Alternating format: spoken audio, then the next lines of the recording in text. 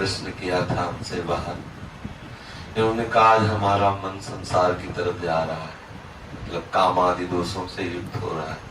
वो इसलिए कह रहा हूँ कि अपने सब साधक हैं इसी लाइन के, तो मान लो तो अपना अंतःकरण खोल के सामने रख दिया, अच्छा साधक है, अच्छी बात है। कोई साधक अपने गुरुजनों से यदि अपने मन की बात कहे तो अच्छा रहता है। तो बाहर गए, किसने कहा आप जानो हमारा मन जो है सजा रहा है। तो हमें सावधानी ये रखने की मन न जाए ऐसी बात नहीं है। मन तो जाएगा, जब तक पूर्ण रूप से पवित्र नहीं हो जाता तब तक मन संसार की तरफ जाएगा। संसार की तरफ जाए तो जाने दे, विचलित ना हो। मन जाए तो जाने दो, चाहे जितनी उड़ान भरे मन, बिना तन के कुछ कर नहीं सकता।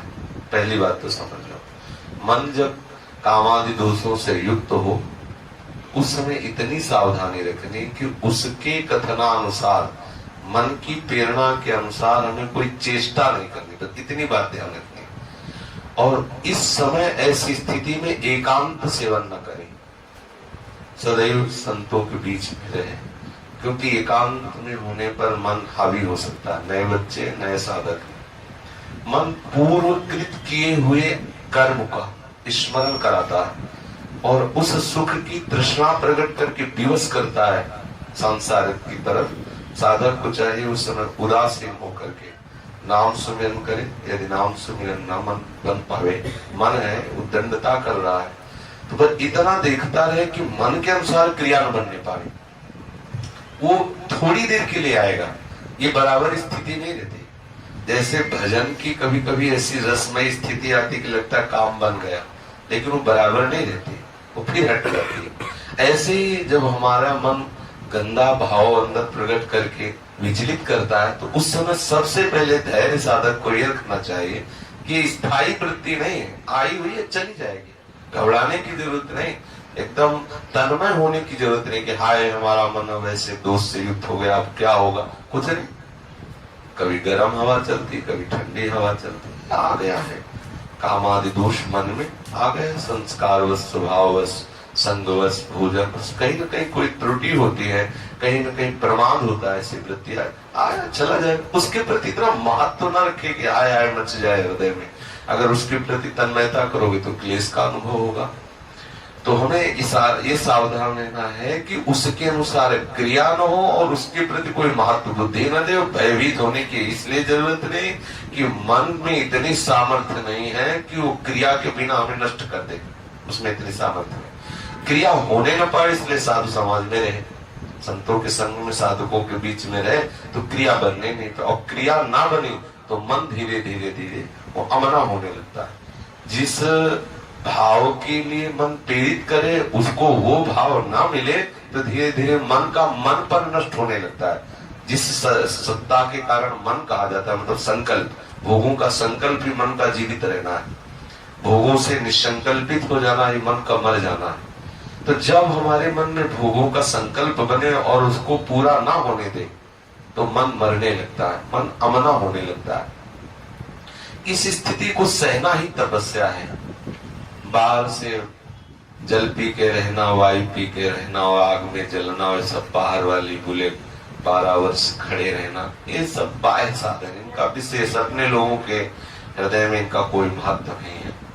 वास्तविक तपस्या क्या है? जब हमारा मन प्रतिकूलता का चिंतन करा के चलाता है उस समय साधक को विचलित नहीं होना चाहिए, आनंदित होना चाहिए, उस समय प्रभु के चिंतन में मगन होना चाहिए या धैर्य पूर्वक उस जलन को सह जाना चाहिए। वही महात्मा है, वही इस महारस का अनुभव कर सकता है। विचलित होने की जरूरत नहीं, बिल्कुल विचलित होने की जरूरत नहीं। सबके हृदय में ऐसे भाव आते हैं, धीरे धीरे सबके ठीक हो जाते हैं।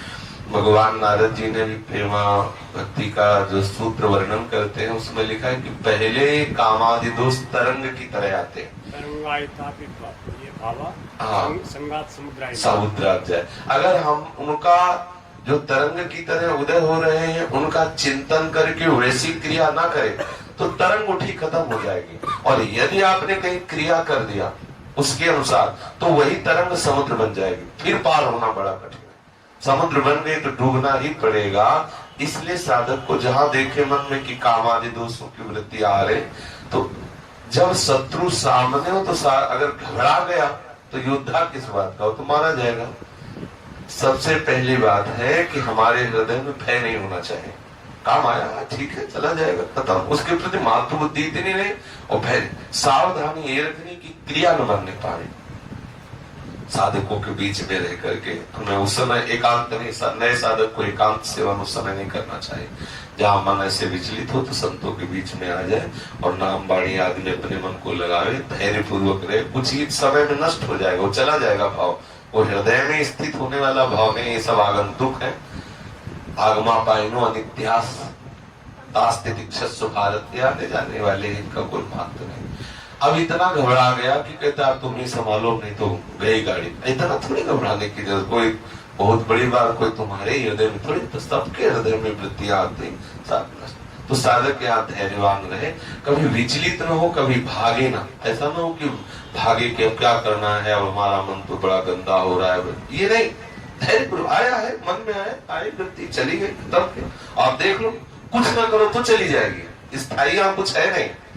बड़ा वेग आ रहा है, तो कुछ देर धैर्य पूर्वक अपने को बचा रखो, अपने आप को निकल जाएगी वृत्ति गई। एक बार जितनी वेग से आएगा, यदि आपने उसके अनुसार क्रिया नहीं होने दी तो थोड़ा अगली बार कम आएगा, फिर और उससे कम आएगा, फिर धीरे धीरे धीरे, फिर एक दिन ऐसी स्थिति आती है कि स्फुरण हल्का सा खत्म, फिर एक दिन होता है कि ऐसा भाव ही खत्म हो जाता है। ये भाव ही खत्म हो जाता है कि ऐसा भी कुछ है। वो मन पवित्र होकर प्रियालाल के चरणों में लग जाता है। इसलिए साधक कभी घबरावे ना, कभी भयभीत ना हो, दृढ़ता पूर्वक अपने मार्ग में चले। वो आया है चला जाएगा, उसके प्रति कोई महत्व बुद्धि न करे। वो बिगाड़ेगा तभी जब आप उसके अनुसार क्रिया करें।